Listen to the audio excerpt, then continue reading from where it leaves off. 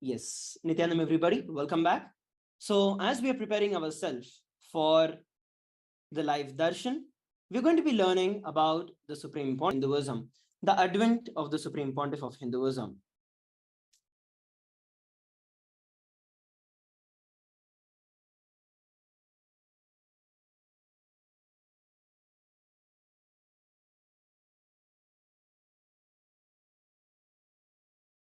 Sorry for the technical glitch. Yes, as we are learning about the Supreme Pontiff of Hinduism, the Supreme Pontiff of Hinduism was born on 3rd of January 1978 in the holy town of Tiruvannamalai in India. And on 17th of July 1981, at just the age of 3, the Supreme Pontiff of Hinduism was coronated into Bala Sannyas by the enlightened adepts and enlightened masters in Hinduism. The science of identifying incarnations is revealed very clearly in the Hindu tradition. And the Supreme Pontiff of Hinduism was identified as an incarnation at a very young age by Yogi Yogananda Puri.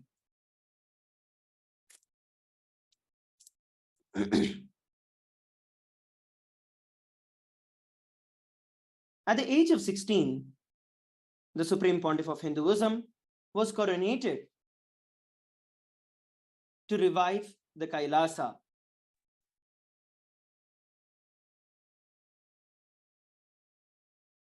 As we can see in the photograph here, towards the left, the Supreme Pontiff of Hinduism's Guru, Mata Vibhudananda Puri, has blessed the Supreme Pontiff of Hinduism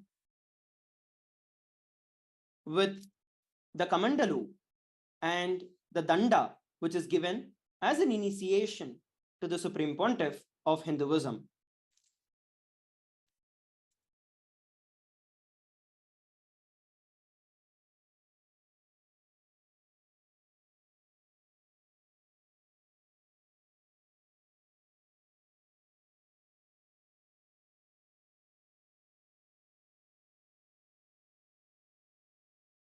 And here we're looking at the early days where the Supreme Pontiff of Hinduism, at a very young age itself, began the construction and revival of the entire mission of Sri Kailasa. As you can see, when the Supreme Pontiff of Hinduism was very young, the temple monastic complex towards the left, his Guru Mata Vibhudananda Puri, he himself built brick by brick, following the instructions and the guidance of his Guru. Similarly, at the age of 3, the Supreme Pontiff of Hinduism constructed and established the first Adinam, or the temple monastic complex, the Kailasa temple, in Tiruchengodu Adinam on 14th of April 2001. And in the year 2002, on 4th of November, the Supreme Pontiff of Hinduism established the Adi Kailasa Sarvanya Peetham, which is the headquarters. Year 2004, at the age of 25, the Supreme Pontiff of Hinduism started conducting mass living enlightenment programs and conventions of the 7 energy bodies. As you can see in the photograph, there are huge amounts of crowds that started flocking in at a very young age itself. So these are the various establishments and the revival of the Supreme Pontiff of Hinduism to establish Kailasa all around the world. As we can see, at the age of 27, the Supreme Pontiff of Hinduism conducted various high-class and high-end programs. Similarly, in the year 2010 also, the Supreme Pontiff of Hinduism continued to establish and create various mass enlightenment programs for the entire mass. On 18th of September 2015, the Supreme Pontiff of Hinduism initiated thousands into mass enlightenment in Kumbh Mela in Nasik. Similarly, on 5th of May 2016, the Supreme Pontiff of Hinduism initiated thousands into living enlightenment at the Kumbh Mela festival in Ujjain in India.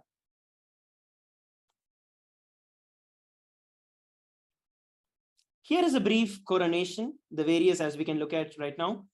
These are the various coronations of the Supreme Pontiff of Hinduism.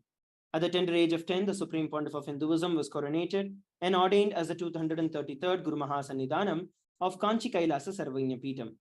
following which he was coronated as the incumbent emperor of the Suryavamsa Surangi Samrajyam, then the present 23rd Guru Mahasannidhanam of the Dharmamukti Swargapuram Adinam. He was also coronated as the 293rd Jagat Guru Mahasannidhanam of the Madurai Shyamala Pita Sarvanya Pitam and coronated as the Mahamandaleshwar of the Mahanirvani Akhada. The Supreme Pontiff of Hinduism is also the 1008th Acharya Mahamandaleshwar of the Atal Akhada, and ultimately was elected as the Supreme Pontiff of Hinduism by a huge mass number of leaders, Hindu spiritual leaders, with over 1,000 Hindu leaders and pontiffs. Here we're looking at an introduction to the sovereign state of Sri Kailasa, also the United States of Kailasa.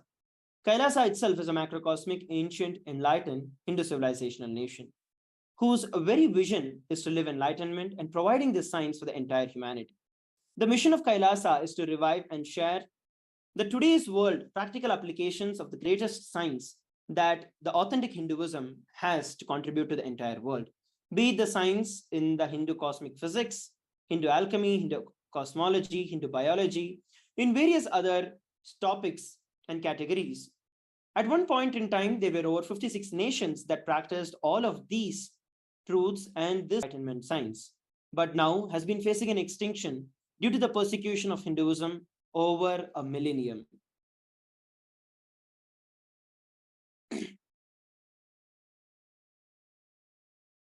The Supreme Pontiff also initiated over 1,008 Sri Kailasa Uniting Nations initiatives that are directly in relation with the United Nations Sustainable Development Goals.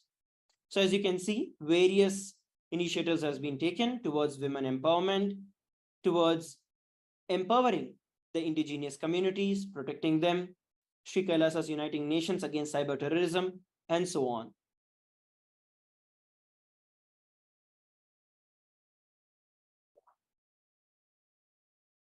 Here we're looking at the photographs taken from the No Hungry Home initiative. Some began right from the time he started the public life over the last 27 years.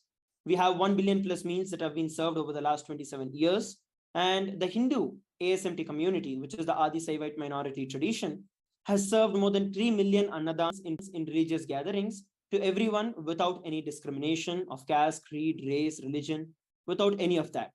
And even till date, we have 10,000 meals that are served every single day, completely free of cost. And these numbers hit up to over 100,000 on festival days. You can all have a look at the various photos that are there.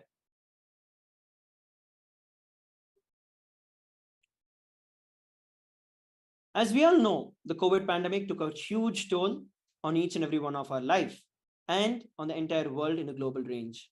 During the pandemic, the Supreme Pontiff of Hinduism converted every monastery campus into a multi-layer quarantine facility for all the participants and all the people from around the world.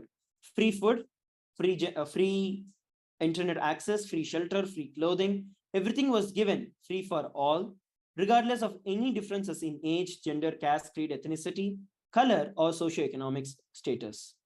And 30 million citizens followed the Kailasa's 28-day spiritual regimen in 2020 to protect themselves from the COVID pandemic.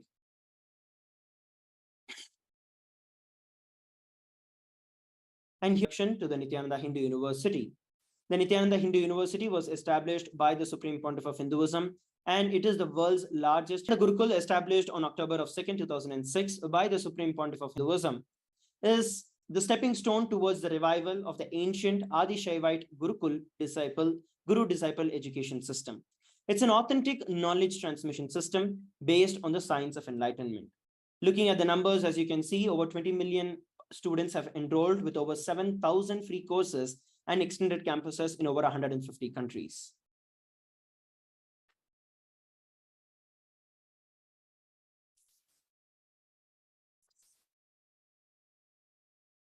And these are the photographs of the Nithyananda Jnanalaya and the Hinduismpedia, which is the contribution in the field of library. As we know, in every tradition, it is the knowledge that is the main, that is the base.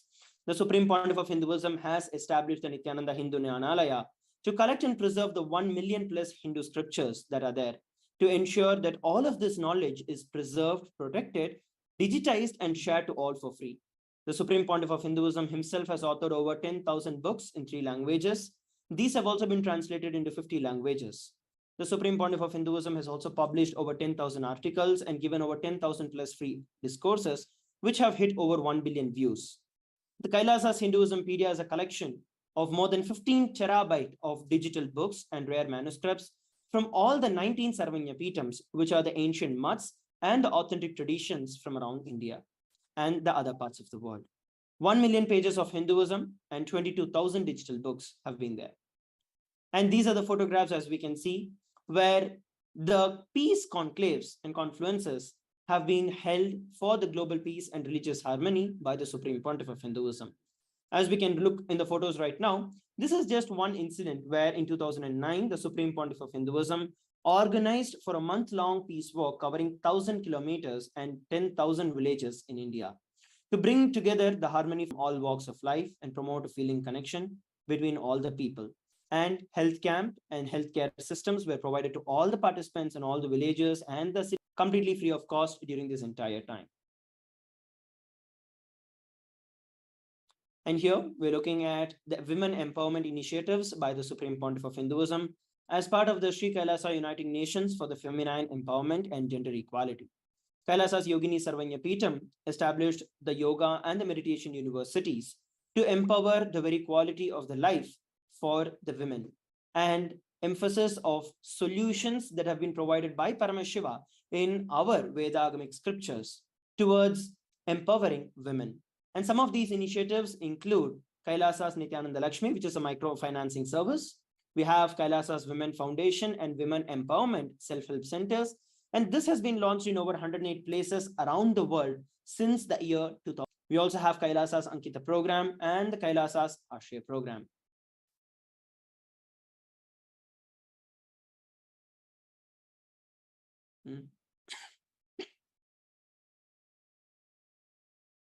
And here we're looking at the Nithyananda Yoga. This is one of the greatest achievements established by Kailasa and the Supreme Pontiff of Hinduism, making yoga as a very lifestyle, the authentic yoga as per the scriptures. At this point, we are seeing so many different types of yoga that have come out, but this yoga that has been practiced and that has been revived by the Supreme Pontiff of Hinduism is completely scientific, at the same time validated through the Shastras, which is the authentic Hindu scriptures. The Supreme Pontiff of Hinduism has revived over 108 scientifically validated kriyas that target various health disorders and health problems, starting from arthritis, diabetes, blood pressure, and so on. Similarly, the Supreme Pontiff of Hinduism has also revived two ancient traditional forms of yoga, which is the Nithyananda Shivastamba Yoga and the Kundalini Rajju Yoga, which is performing the yoga on the pole and the rope. As you can see in the photos that are there, we have also established 2 Guinness World Records on September 30th and October 3rd, 2017.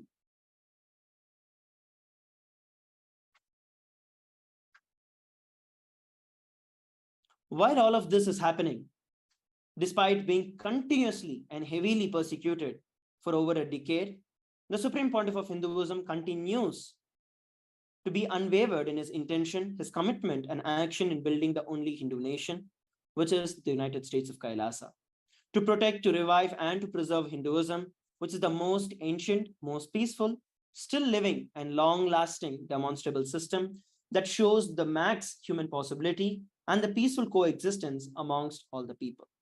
So this is a brief introduction to each and every one of you, where we have seen the various initiatives by the Supreme Pontiff of Hinduism and the establishment of Sri Kailasa, the sovereign state of Sri Kailasa, which is the ancient enlightened Hindu civilizational nation and the first nation of Hindus that is led by the Supreme Pontiff of Hinduism. We had also represented, Sri Kailasa had spoken on behalf of the 2 billion global Hindu diaspora at the 14th session of the United Nations Forum on the minority issues. As you can see, the permanent ambassador to the United Nations from Sri Kailasa in the United Nations. As we are looking at the various initiatives taken by the Supreme Pontiff of Hinduism, we also have to know and look at the amount of persecution that has been taunted upon the Supreme Pontiff of Hinduism, with over 70 assassination attempts on the Supreme Pontiff of Hinduism, 40 attacks on the community members, destruction of monasteries and temples, with over 60 incidents of attacks, molestation, rape, and so on women and women monks, and intense lawfare via over 100 false legal cases, all but are dismissed completely, and intersectional persecution using the entire government mechanism, politically owned media, police, judiciary, and the various politicians.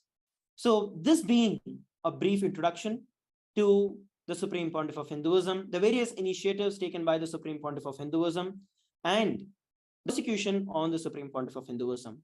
If you want to learn more, and if you want to learn and become part of Sri Kailasa, you can head over to kailasa.org to learn more in detail about the Supreme Pontiff of Hinduism, the various recognitions received by various statesmen around the world, and the persecution over the Supreme Pontiff of Hinduism. So you can head over kailasa.org where you can learn about this. And you can also enroll yourself to become an e-citizen. We are having the scroll down below. So you can register yourself for the e-citizen where you get the various initiatives and you can Sri Kailasa. So with that, we're coming towards the brief introduction. We learned about the Supreme Pontiff of Hinduism and Sri Kailasa. It's enough time. After a short break, we are going to go over to experience and to witness the power manifestation, which is one of the various branches of Hinduism revived by the Supreme Pontiff of Hinduism. It's going to be a glimpse of what each and every one of you can manifest after receiving the Bhava Samadhi Darshan that we're all preparing for to receive in a couple of hours from now. So let us all join together after a short break. Thank you.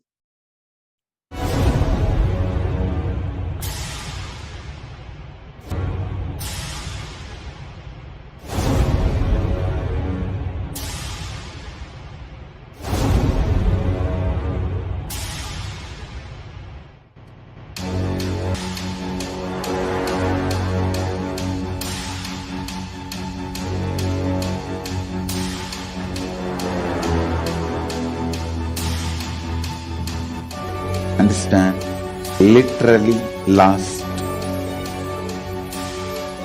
39 years from the age of 5, whatever Paramashiva manifested through teaching, speaking, writing, every way, condensing the whole thing and presenting it to you all as experientially in these 21 days through this Jnana Charya, Jnana Kriya, Jnana Yoga, Jnana Jnana is Paramashivam. Lifestyle for just Paramashiva. Rituals to be just Paramashiva. Yoga for just being Paramashiva. Jnana, just Paramashiva. This Paramashivoham is like literally the ultimate journey in a most safest way.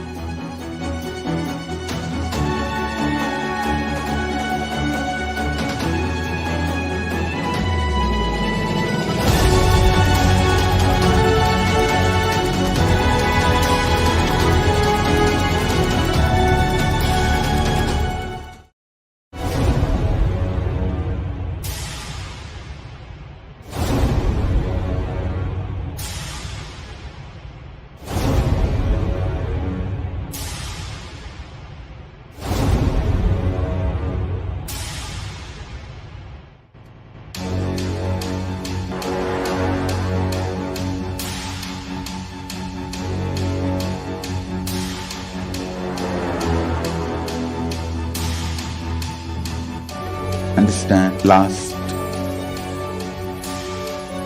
39 years from the age of 5, whatever Paramashiva manifested through teaching, speaking, writing, every way,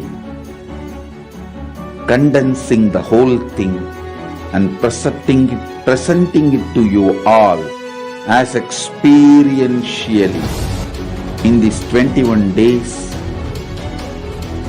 through this Jnana Charya, Jnana Kriya, Jnana Yoga, Jnana Jnana is Mahaparamashivoham.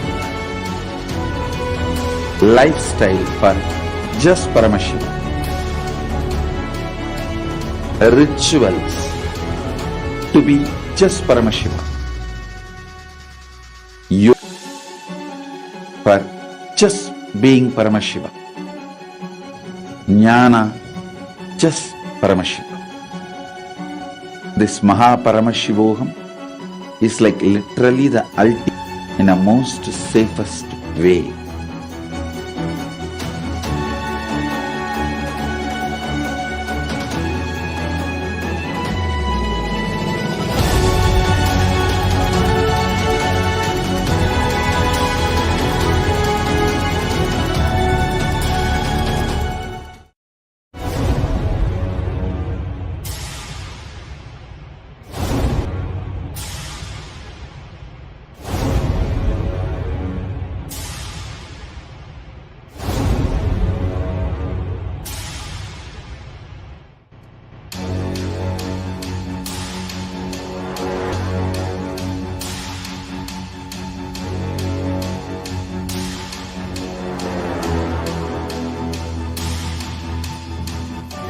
Understand, literally last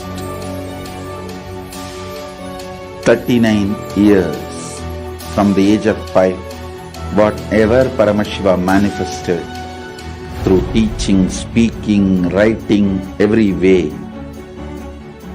condensing the whole thing and presenting it to you all as experientially. In these 21 days,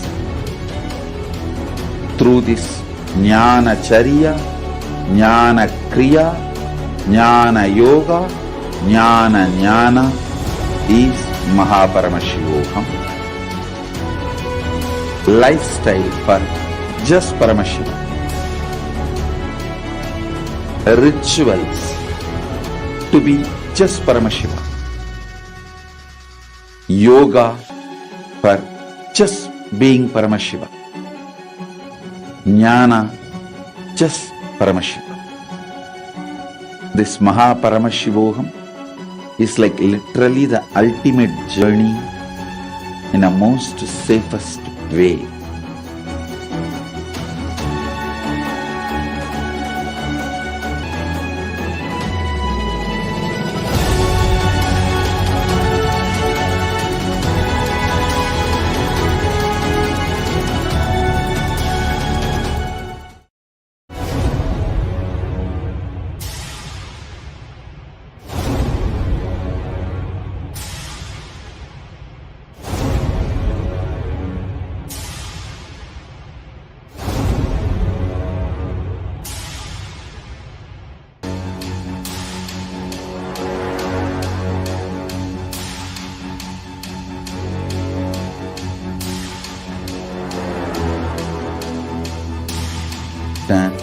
Literally last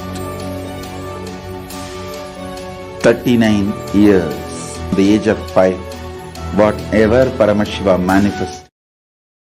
Nithyananda, everybody, welcome back. So now we are entering into the next session where we are going to be learning about the extraordinary Shaktis of Paramashiva, which is directly something that we can experience in our day-to-day life. This science of power manifestation is revealed by Paramashiva in the Vedagamas. The Vedagamas are the source of Hinduism, where Paramashiva reveals in elaborate detail that every human being is hardwired to manifest 463 plus extraordinary Shaktis. Manifesting powers are described as a system, a method, and a science for human beings to explore the various possibilities and the powers and have access to various states of consciousness. Shaktis manifest from the fundamental cognition that you are a divine and that you need to manifest divine. Not that you are a man and that you need to reach divine. Many of us would have understood and heard about Siddhis, which is something that is a common term that we get to know, especially when you enter into this field. But Shaktis are different from Siddhis. And Shaktis are what we are all experiencing and initiated into when we receive the Bhava Samadhi Darshan from the Supreme Pontiff of Hinduism. Shakti is expressed from the space of enlightenment as a side effect of feeling connection with the divine and high integrity with the Guru. Whereas Siddhis are powers that manifest from tapas or penance for enlightenment, and Siddhis happen on the path of enlightenment. So Siddhis are not something that is immediate, and Siddhis are not something that is permanent either. They have the potential to push you away. Similarly, Shaktis of Paramashiva manifest through ordinary human beings in an extraordinary way after the initiation from the avatar. Shaktis are permanent, whereas Siddhis are not, and Siddhis may divert you from enlightenment. So these are the major differences between Shaktis and Siddhis. And here we're looking at the very important component where the science of power manifestation is authenticated through the four aspects or the evidences, which are the pramanas. The first is the Shastra Pramana, which are the eternal, unchangeable truths as revealed in the source scriptures. The next is the Apta Pramana, which is the experience of the living masters, enlightened masters. The next is the Atma experience of the Supreme Pontiff of Hinduism. And the fourth is the Pratyaksha Pramana, which is the empirical evidence and scientific experimentation. Of course, there's a long way to go through for science to catch up. Paramashiva is the source of these Shaktis. Paramashiva is the primordial divinity in Hinduism. His ultimate reality and cause, which is self-effulgent, Swayam Prakasha, all-pervading, unchanging beyond time, space, form, and causality. As a fundamental base of Avyakta, the unmanifest, and the Vyakta, which is the manifest existence, he performs the Panchakritya, which are the Samhara, through Bhava, and Anugraha.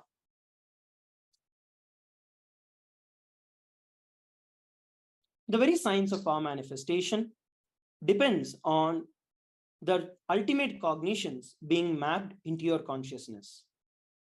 When every ultimate truth, which is the jnana, when it is mapped into your consciousness, which is your prajna, it manifests as the possibility and the power of every being, which is the prajnana.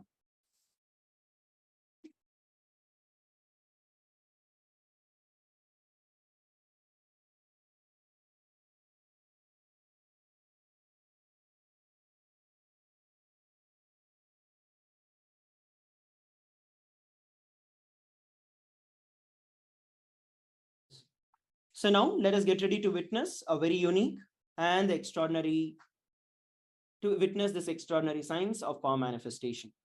And first that we're going to look at is the reference of the power of third eye, which is given in the Shastras, in the scriptures. And it's given in the Vijnana Bhairava Tantra, Sutra 34, Dharana 11. Kapalantarmanonyasya tishtanmilitaloch kramena manaso dadyat lakshaye lakshya uttamam.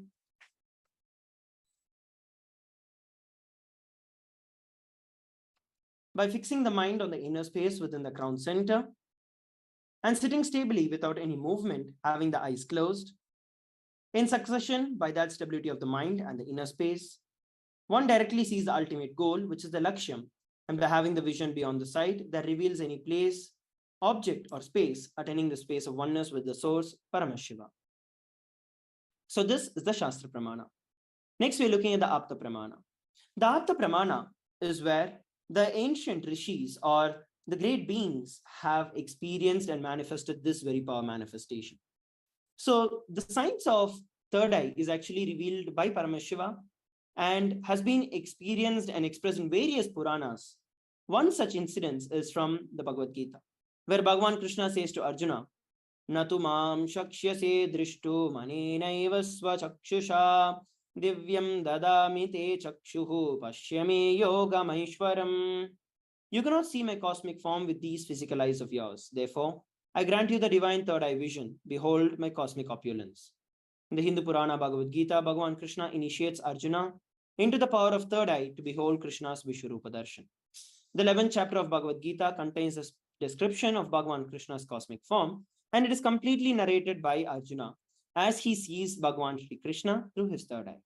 So this is the Apta Pramana. And next we're going to be looking at the Atma Pramana, which is the personal experience of Swamiji. the Supreme Pontiff of Hinduism experience shares. is that I was The able to first see experience, I was able to see everything everything around above me, me, above 360 me, degrees, 10 directions, the below me, whole everything. 360 I degree, realized not only I was 10 able to see, direction, I was able to feel and below me, experience everything. everything as me. So this is the Atma Pramana, which is the personal I experience realized of the not Supreme only I Pontiff was of able to Hinduism. see, I was able to And the next we're looking at feel, is the experience. Pratyaksha Pramana, where the third eye was actually tested in tomography on the Supreme Pontiff of Hinduism. And while measuring during the regular activities, there were high waves, high activity that were measured on the various parts of the brain, like the complete brain. But when the Supreme Pontiff of Hinduism was in the deep state of Samadhi, just the third eye region alone was active, and over 90% of the rest of the brain was at complete. This shows that the third eye exists and it is something that can be awakened. So now we're going to be entering into the power manifestation itself. We're going to be manifesting the power of consciousness over. So this is the power manifestation where we are going to experience the signs where we can move objects without even touching. So we would have heard about this in we would have heard about this in stories, we would have seen about this in various graphic novels, read about it, and so on. But now this is actually a science that each and every one of us can experience in our day-to-day life. And we have with us Trinity Paramashananda Maharaj, who will be manifesting this power manifestation for each and every one of us. Nithyananda Paramesha Maharaj, you can introduce yourself and the science of power manifestation. Yes, so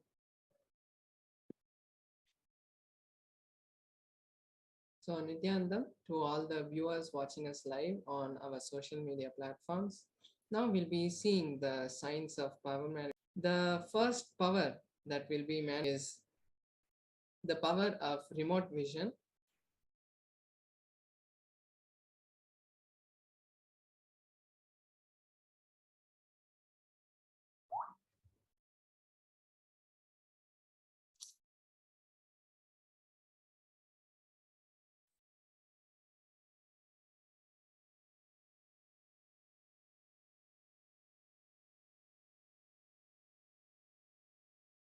Nithyanandam, everybody. Sorry for the technical glitch.